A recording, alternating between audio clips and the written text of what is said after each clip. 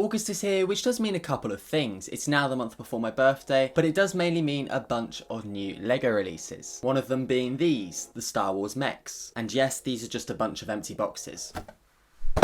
Why do I keep throwing stuff around? So like any LEGO Star Wars fan would do, I drove nearly 2 hours to a toy store just in order to get these on release.